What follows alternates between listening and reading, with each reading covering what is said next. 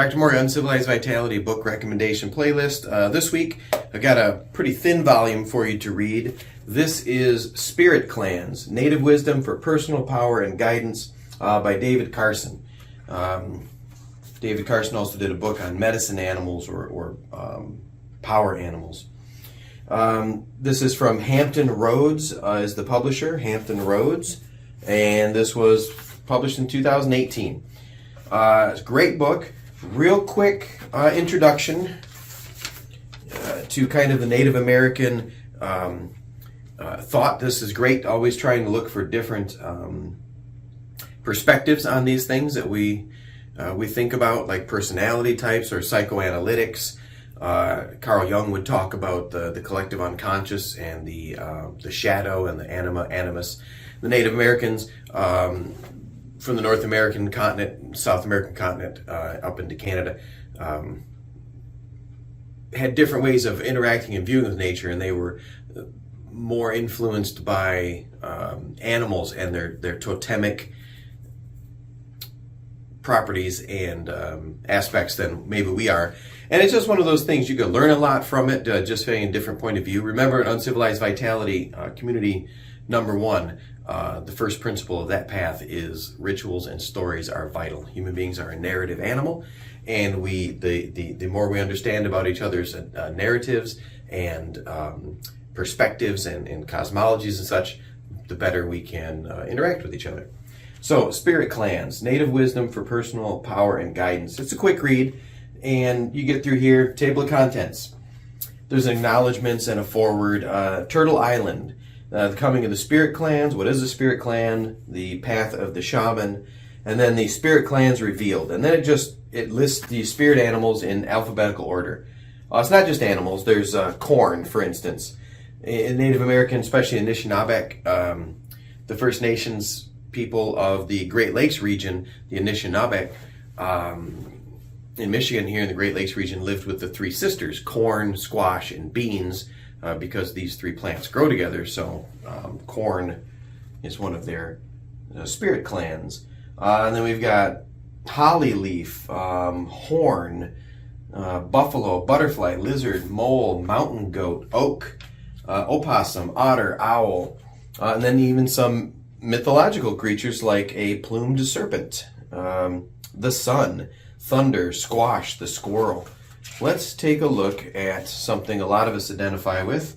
How about the snake? So page 135, and I would flip to 135, and you can read this in order. You can jump around a little bit. Snake. So it describes a little bit. Snakes are limbless reptiles. They can be tiny or up to 25 feet or more in length. They move rapidly, thrusting forward in a repeating motion. They glide noiselessly, gliding hither, thither, and yon. They come in different lengths and colors. Some are poisonous. I think they mean venomous. Some are venomous and some are not. Snakes have long, black, forked tongues, which act as feelers, darting out and sampling the environment. And then it goes through, like, they're cold-blooded and hibernate. Some, and it talks about some common symbology of snakes. Snakes are one of the earliest symbols for wisdom and change. And it goes through, never speak ill of snakes except in the winter when they're hibernating and can't hear you. So some pretty cool things there. Snake clan people are imbued with primal life force. The rattlesnake is the overchief of all the snake clans. According to oral history, the rattlesnake was once a man. He chose to become a snake. He fell to the ground and rolled over and over, twisting in anguish. His limbs sunk into his body. He elongated and grew a long tail. He grew scales. They covered his neck, and his head was swallowed and became a snake's head.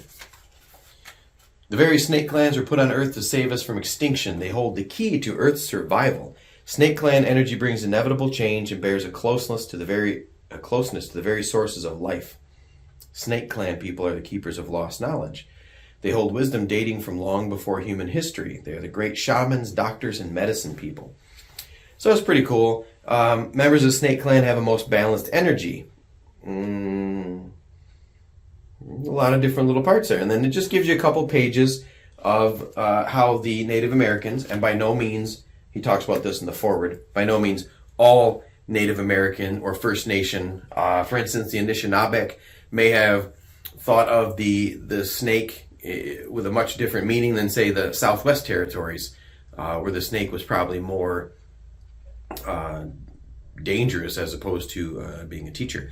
So not for everybody. There's no one monolithic Native American culture, but this particular book's pretty interesting. It gives you kind of an insight into how the Native Americans would see the energy or the symbolism and meaning of the different spirit clans. So quick read, super interesting, especially if, like me, you're fascinated by pre-civilized hunter-gatherer cultures, especially Native American cultures, and especially in the Great Lakes region, for which we use a lot of patterning for the uncivilized living foundation events and the uncivilized vitality method. So check this out. Spirit Clans by David Carson, 2018. All right.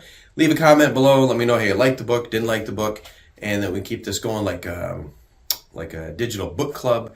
And then I will make another recommendation next week.